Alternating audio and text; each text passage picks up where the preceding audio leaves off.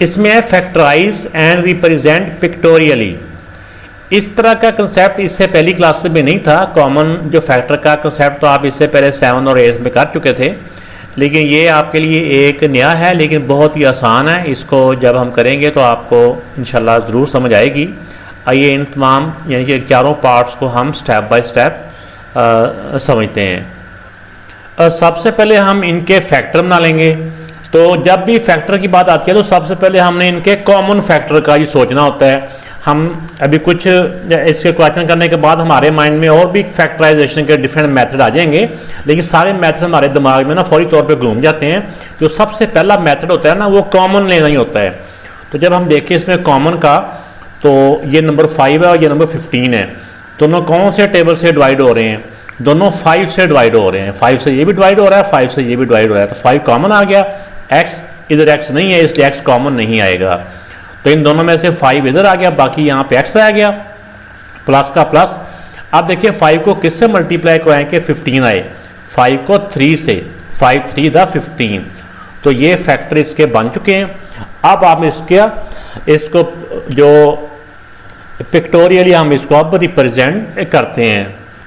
तो pictorially present करने के लिए सबसे पहले हम एक रेक्टेंगल ड्रा करते हैं। एक साइड को थोड़ा सा इसकी लंबी शेप बना लें, एक साइड को थोड़ी छोटी बना लें।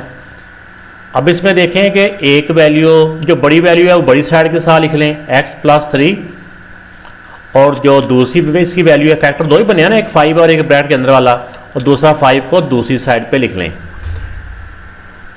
इसमें पहला स्टेप मैंने आपको ये बताया कि एक रेक्टेंगल ड्रा करें। फिर दूसरा स्टेप ये बताया कि ये जो 2 वैल्यू हैं, जो बड़ी वैल्यू है ना उसको बड़ी साइड पे लिख लें, छोटी वैल्यू को इसकी छोटी साइड पे लिख लें। अब अगला स्टेप देखें। अब इसमें x + 3 है। इसमें एक x की हम बार बनाएंगे, ऐसे कर लें, यहाँ से लेके यहाँ तक x है, और इससे जो अगला हिस्सा है ना इसको 3 इक्वल हिस्सों में डिवाइड कर लें। ये देखें, ये 3 छोटी बार्स बन गई इसके अंदर। यहाँ से लेके यहाँ तक x है और ये यहाँ से लेके यहाँ तक 3 है। 1 एक ये हो गया, एक ये हो गया, एक ये हो गया, ठीक हो गया। अब इस हिस्से को इस यहाँ पे देखिए 5 लिखा हुआ है ना, इस पूरी साइड को 5 इक्वल हिस्सों में डिवाइड कर लें। 1 2 3 4 और ये 5, ठीक हो गया ना। तो अब यहाँ तक भी अगर आप इसका आंसर लिखेंगे तो ये नामुकम्मल है, क्योंकि ये दोनों साइडें इसकी, ये पॉजिटिव, ये भी पॉजिटिव, ये भी पॉजिटिव है। अगर पॉजिटिव के साइन हो तो इन ये जो इसके जो बॉक्सेस है ना, इनको अंदर से हमने जो ब्लॉक्स हैं इनको अंदर से फिल करना होता है। अगर नेगेटिव के हो तो फिर इसको खाली छोड़ना होता है। तो इसको आप किसी भी तरीके से, चाहे आप कोई शेड कर लें, कोई कलर कर लें, इनको सारों को ना आप अंदर से, चाहे ऐसे ऐसे करके ना कोई लेड पेंसिल के साथ, कच्ची पेंसिल के साथ आप ऐसे अंदर से शेड कर लें, जिसका मतलब होता है कि ये पॉजिटिव का है, ठीक है ना। तो ये बेटा इसका ये जो पिक्टोरियल भी ये रिप्रेजेंट हो चुका है और इसके फैक्टर भी हम बना चुके हैं। अगर इसमें कुछ बात आपको अगर अभी तक भी समझ ना आई हो तो आप अगले इससे 1-2 जो इसके पार्ट आ रहे हैं उनको समझें, तो फिर आपको उम्मीद है कि इसकी मज़ीद और समझ आ जाएगी। अगर आप यहाँ पे देखा जाए तो इसका जो एक लाइन होती है ना, 1 नंबर की होती है, 1 ये, एक ये, एक ये, एक ये और एक ये, तो टोटल 5 बनते हैं। तो ये अलग अलग लिखने की ज़रूरत नहीं है। यहाँ से लेके यहाँ तक ये x है और ये 1 ये और 1 ये और 1 ये, तो टोटल 3 ये है। तो ऐसे अलग अलग भी लिखने की ज़रूरत नहीं है। तो ऐसे ही आप एक फैक्टर को एक तरफ लिखें, दूसरे फैक्टर को दूसरी तरफ लिखें, और अगर पॉजिटिव के हैं तो अंदर से फिल करें, अगर जो नेगेटिव है तो फिर अंदर से फिल नहीं करना होता। इस वाले पार्ट में भी सबसे पहले हमने इसको फैक्टराइज करना है। तो जब फैक्टराइज के मेथड हम देखते हैं, इस एक्सरसाइज में देखेंगे तो जो मेथड हमने कॉमन वाला मेथड सीखा ना, वो वाला मेथड इसके ऊपर अप्लाई नहीं हो रहा। इसके अंदर जो मेथड अप्लाई हो रहा है ना, वो हम वो इससे पहले 8th क्लास में भी वो मेथड सीख चुके हैं और 7th क्लास में भी वो मेथड सीख चुके हैं। लेकिन फिर भी अगर आपको यहाँ पे मैं समझाने की कोशिश करता हूँ, कोई मसला अगर हुआ समझने में ना कोई मुश्किल लगी, तो इसी एक्सरसाइज का क्वेश्चन नंबर 3 और क्वेश्चन नंबर 4, उसमें ये मुकम्मल जो मिड टर्म ब्रेक है ना, इसका मेथड वहाँ पे भी है। तो क्योंकि इसमें कॉमन नहीं आ रहा, तो फिर इसमें अगला मेथड होता है मिड टर्म ब्रेक को देखा जाता है। मिड टर्म ब्रेक क्या होती है? मिड कहते हैं दरमियान वाली जो वैल्यू, यानी कि मिड टर्म दरमियान वाली वैल्यू, ब्रेक का मतलब तोड़ना, तो ब्रेक यानी कि दरमियान वाली जो वैल्यू होती है इसको तोड़ना होता है, लेकिन बाहर वाली जो वैल्यू होती है ना दोनों, उनको एज इट इज़ लिखना होता है। ये भी ऐसे कि ऐसे, ये भी ऐसे कि ऐसे, इसको तोड़ना है। इसको कैसे तोड़ना है, ऐसे आपकी मर्जी से नहीं तोड़ देना, इसका एक तरीका होता है। ये बाहर वाली दोनों जो नंबर्स होते हैं ना 3 1 3, इनको मल्टीप्लाई करने से, ये दोनों नंबर्स को मल्टीप्लाई करने से क्या आ रहा है 3। अब 3 के ऐसे फैक्टर बनाने हैं कि मल्टीप्लाई करने से तो 3 आए, लेकिन यहाँ पे प्लस है तो प्लस करने से 4 आए, प्लस करने से क्या आए 4। यानी 3 के ऐसे फैक्टर बनाने हैं कि मल्टीप्लाई करने से तो 3 आए, लेकिन उनको प्लस करने से 4 आए। इसके फैक्टर बनते हैं 3 1 3। ये 3 के जो फैक्टर बनते हैं ना 3 1 3, 3 को 1 से मल्टीप्लाई करने से 3 आता है, लेकिन 3 में 1 को प्लस करें तो, ये दोनों फैक्टरों को प्लस करें तो 4 आता है। अब देखें, अब 3 + 1, 3 प्लस यानी कि प्लस करने से 4 आए ना 3, इनके साथ वेरिएबल यही वाला लिखना होता है जो दरमियान वाली वैल्यू के साथ है। 3 + 1x, यानी कि 3 + 1, मगर 1 लिखने की ज़रूरत नहीं है, ये आपको समझाने के लिए मैं लिख रहा हूँ। 3 + 1 4 ही होता है, और इन दोनों को मल्टीप्लाई करने से 3 1 3 आता है। इन दोनों के मल्टीप्लाई के इक्वल आना चाहिए। अब यहाँ पे ना ये 4 टर्म बन जाती हैं, ये 4 वैल्यू 1 2 3 4। अब इसके यहाँ पे पेयर करने होते हैं, पेयर बनाने होते हैं, ग्रुप। तो इस पेयर में से एक कॉमन लेना होता है। अब इसमें से देखो नंबर तो दोनों में कॉमन नहीं है, लेकिन जो वेरिएबल है वो कॉमन आ रहा है। इसमें भी x है, इसमें भी x है, तो x की वैल्यू कम से कम 1 है, तो x कॉमन आ गया। x की पावर 2 थी, एक x बाहर चला गया, बाकी एक x रह गया, प्लस 3x में से x कॉमन में गया है, बाकी 3 रह गया, प्लस। अब देखिए x और 3 में कुछ भी कॉमन नहीं है, क्योंकि इधर x है तो x उधर नहीं है, अगर इधर 3 है तो 3 उधर नहीं है। अगर कुछ भी कॉमन ना हो तो वहाँ पे 1 कॉमन लिया जाता है। तो 1 कॉमन का मतलब ये होता है कि ये वैल्यू एज इट इज़ आ जाती हैं। एज इट इज़ क्यों आती है, हमें पता है कि 1 को जब किसी भी नंबर से मल्टीप्लाई करें ना, वो नंबर वही का वही रह जाता है। मल्टीप्लाई में 1 से कोई चेंज नहीं आती, और प्लस का 1 हो तो बिल्कुल साइन की चेंज भी नहीं आती। तो 1 को x से मल्टीप्लाई करे x ही होता है, 1 को 3 से मल्टीप्लाई करे तो 3 रहता है। तो मैंने ये बताया अगर कुछ भी कॉमन ना हो तो 1 कॉमन लिया जाता है। ये वाला 1 मैंने आपको समझाने के लिए लिखा था। अब इस फैक्टराइजेशन का लास्ट मेथड, जो दोनों ब्रैकेट के अंदर सेम वैल्यू है ना, जैसे x + 3 x + 3, इनको एक दफ़ा लिख लें, इन दोनों को एक दफ़ा, और जो दोनों के बाहर कॉमन थी उनको दूसरी ब्रैकेट में लिख लें। ये इसके फैक्टर बन चुके हैं, ठीक है। तो अगर बुक के अंदर ये वाली वैल्यू पहले हो ये बाद में हो, इससे कोई फ़र्क नहीं पड़ता। अब इसको पिक्टोरियली हम इसको रिप्रेजेंट करते हैं, तो सबसे पहले हम इसका एक रेक्टेंगल बनाते हैं। रेक्टेंगल इसलिए बनाएंगे क्योंकि इसकी वैल्यू का फ़र्क है, एक साइड पे वैल्यू ज़्यादा है, एक वैल्यू कम है। ऐसे कर लेते हैं, ये हो गया। आप देखें कि इसमें जो बड़ी वैल्यू है ना उसको इस तरह लिख लें x + 3, और जो छोटी वैल्यू है, यानी इस नंबर से अंदाज़ा हो रहा है कि ये छोटी वैल्यू है, इसको लिख लें इधर x + 1। ये आपको समझाने के लिए मैंने ऐसे करके लिख दिया x + 1, क्योंकि हमने इसके ब्लॉक्स बनाने हैं ना, रेक्टेंगल्स जो होते हैं, बार कह लें, वो बनानी है, तो इसलिए उसी तरतीब से मैंने लिखा है। आप पहले देखें, ये पहले x की लाइन लिख लें, x यहाँ से लेकर यहाँ तक x, आगे 3 है तो अगले हिस्से को ना 3 इक्वल हिस्सों में डिवाइड कर लें। ये देखें, यहाँ से लेके x, ये 1 ये हो गया, 1 ये हो गया, 1 ये हो गया, टोटल 3 हो गया, x + 3। अब जितना x का फासला इधर रखना है ना, उतना ही x का फासला यहाँ कर लें। ये यहाँ से लेके यहाँ तक x हो गया, और आगे ये 1 हो गया, 1 है ना, तो इसलिए आगे एक ही ब्लॉक बनेगा। तो ये इसकी पिक्टोरियली ये प्रेजेंट हो चुकी है बस, क्योंकि ये पॉजिटिव के साइन है, तो अंदर से हमने इसको शेड कर देना है, अंदर से फिल कर देने हैं ये।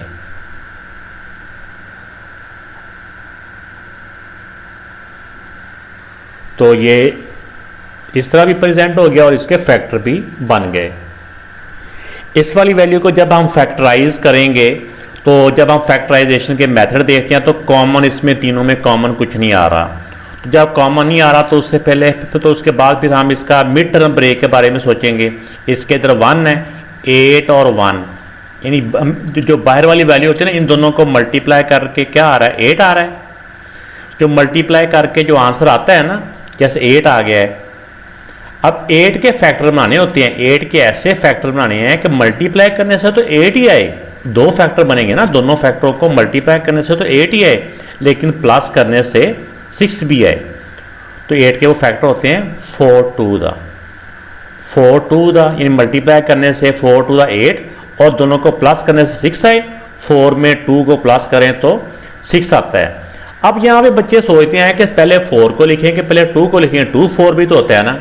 तो बेटा मैं आपसे ये कहूँगा कि आप जिसको मर्जी पहले लिख लें, क्या 2 को पहले लिख लें, 4 को पहले लिख लें, इससे कोई फ़र्क नहीं पड़ता। तो ये क्योंकि मिड टर्म ब्रेक है तो बाहर वाली दोनों वैल्यू एज इट इज़, ये दरमियान वाली 4 और 2 है तो 4 के साथ भी x आना है और 2 के साथ भी x आना है। अगर प्लस हो तो साइन की कोई इशू नहीं होता। 4x यानी 4 + 2x।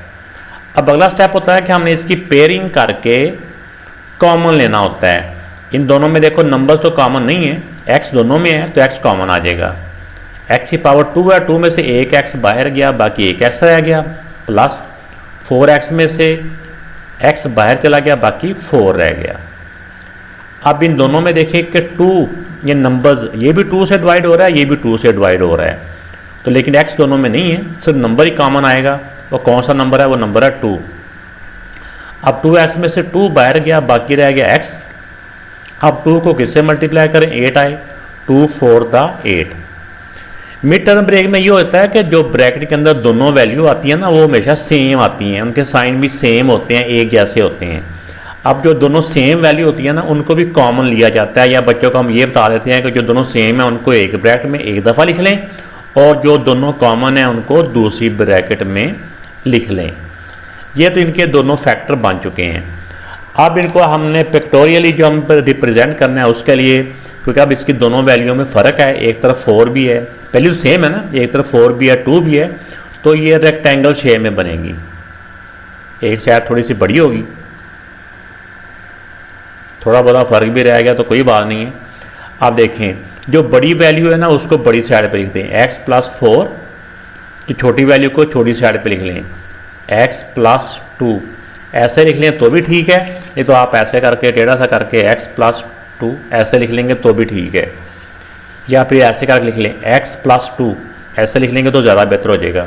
ऐसे करके ना इधर x + 2 ऐसे करके लिख लेंगे तो भी ठीक है, नहीं तो ऐसे लिखें, कोई ऐसा परेशान होने की बात नहीं है।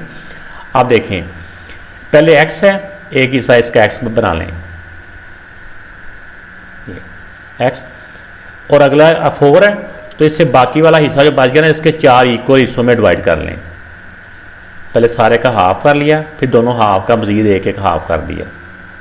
ये देखें यहाँ से लेके यहाँ तक x हो गया और ये आगे 1 2 3 और ये 4 पार्ट बन गए।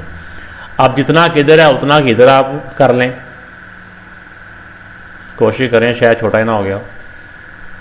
ये भी x है, ये भी x हो गया। अब आप अगले हिस्से को 2 में डिवाइड, यानी कि 2 इक्वल पट्टियों में डिवाइड कर लें, ठीक हो गया। अगर ये आप समझ रहे हैं कि ये थोड़ा सा छोटा है तो इसको थोड़ा सा और भी आप बढ़ा सकते हैं आगे। तो ये प्लस की हैं, लिहाजा इनके सारे जो ब्लॉक्स हैं इनको अंदर से हम फिल करेंगे। आप सारों में शेड कर देंगे अंदर, ठीक है, चाहे कच्ची पेंसिल से हल्का हल्का सारों में शेड करके फिल कर दें ताकि पता चले ये पॉजिटिव का है। नेगेटिव के लिए अंदर से फिल नहीं करते, जो नेगेटिव के होते हैं कि जैसे x पॉजिटिव का हो और 4 में -4 हो तो x वाले को शेड करेंगे और नेगेटिव वाले जो ब्लॉक्स हैं उसको शेड नहीं करेंगे। तो क्या मतलब हुआ कि नेगेटिव वालों को शेड नहीं किया जाता, पॉजिटिव वालों को अंदर से शेड करना है। तो ये पिक्टोरियली भी हमने प्रेजेंट कर दिया और इसके ये फैक्टर भी बन गए। हाँ एक और बात, एक इतना भी नहीं गहरा शेड करना है कि हमारी जो अंदर से जो ब्लॉक्स बने हैं वो गायब भी हो जाएं, ठीक है ना। जैसे ये मैंने किया, मुझे खुद भी बाद समझ नहीं आई, आप इसको थोड़ा सा और गहरा कर लें ताकि ये वाज़ेह हो जाए कि अंदर क्या ब्लॉक बने हुए हैं, या शेड इतना लाइट कलर करें कि नीचे वाली लाइनें हमें क्लियर नज़र आएँ। इस वाले पार्ट को जब हम इसके सबसे पहले फैक्टर बनाने हैं, इसके बाय 1 है तो 4 को 1 से मल्टीप्लाई करें तो क्या होता है, मल्टीप्लाई करने से आ रहा है 4, 4 1 द 4, मल्टीप्लाई करने से क्या 4 आ रहा है। अब 4 के ऐसे हमने फैक्टर बनाने हैं कि मल्टीप्लाई करने से तो 4 आए लेकिन प्लस करने से भी 4 आए। तो ये आ रहा है 2 टू द 4, मल्टीप्लाई करने से 4 आ रहा है और दोनों को प्लस करेंगे तो फिर भी 4 आता है। वैसे तो 4 के फैक्टर 1 और 4 भी होते हैं ना, 4 1 द 4, लेकिन दोनों को प्लस करने से 4 नहीं आता। अगर ये 1 और 4 करते हैं तो 4 + 1 5 बन जाता है, इसलिए ये वाले फैक्टर हमारे नहीं बनते। हमने दोनों चीज़ों को बैलेंस रखना होता है कि मल्टीप्लाई करने से ये भी आए और प्लस करने से ये भी आए, तो वो ये वाले दोनों फैक्टर हमारे लिए फ़ायदेमंद होंगे। ये 2 + 2 तो जगह x², बाहर वाले तो वैसे के वैसे आ गया ना, तो प्लस या 2 + 2, इनके साथ वेरिएबल ये वाला आएगा 2 + 2। अब इसमें से कॉमन इनके पहले पेयर बना लेंगे। अब दोनों में से नंबर तो कॉमन नहीं है, x कॉमन आ रहा है। x की पावर 2 थी, एक x बाहर चला गया, बाकी एक x रह गया, प्लस का प्लस, इसमें से x बाहर चला गया, बाकी 2 रह गया। अब इसमें से भी देखो ये दोनों सेम, इसमें से भी 2 कॉमन आ रहा है, +2, 2x में से 2 बाहर गया, बाकी x रह गया। अब 2 को 2 से मल्टीप्लाई करेंगे, 2 टू द 4। अब दोनों ब्रैकेट्स के अंदर सेम वैल्यू हैं, x + 2 x + 2, उनको एक दफ़ा लिख लिया और जो दोनों कॉमन में थे उनको दूसरी ब्रैकेट में, इधर कॉमन x था प्लस इधर x कॉमन 2 है, तो ये इसके फैक्टर बन चुके हैं। अब इसको फैक्टोरियली हम रिप्रेजेंट करते हैं। अब दोनों में देखें, दोनों ब्रैकेट में सेम वैल्यू हैं, ये भी x + 2 ये भी x + 2। इसका जो अब ना रेक्टेंगल नहीं बनेगी बल्कि ये एक स्क्वायर शेप में बनेगा, फिर भी रेक्टेंगल ही बन गई। तो अब इसमें देखें कि ये अगले हिस्से को 2 इक्वल, अच्छा पहले इसको लिख लेते हैं, x + 2 ये भी x + 2, x और ये 2 था तो अगले हिस्से में 2 को डिवाइड कर दिया, ये भी x ये भी x, और इसके भी अगले हिस्से को 2 है तो इसको भी 2 हिस्सों में डिवाइड कर लिया। तो अब ये क्योंकि पॉजिटिव के साइन ही है तो आगे हम इसको शेड कर लेंगे। तो यहाँ पे मैं कोशिश करता हूँ कि आपको ना जो कच्ची पेंसिल के साथ शेड करना है बताऊँ, क्योंकि पहले मैंने ब्लैक से किया तो वो मुझे खुद मेरी अपनी ही लाइनें मुझे नज़र नहीं आ रही, तो बच्चों की बनाई हुई किसी को नज़र पे क्या आनी है। तो ऐसा इस तरह करके ना आपने लाइट सा शेड कर लेना है। ठीक है मेरा बेटा, उम्मीद है कि आपको ये क्वेश्चन समझ में आए होंगे। आपको कैसे लगे कमेंट्स में ज़रूर बताइएगा।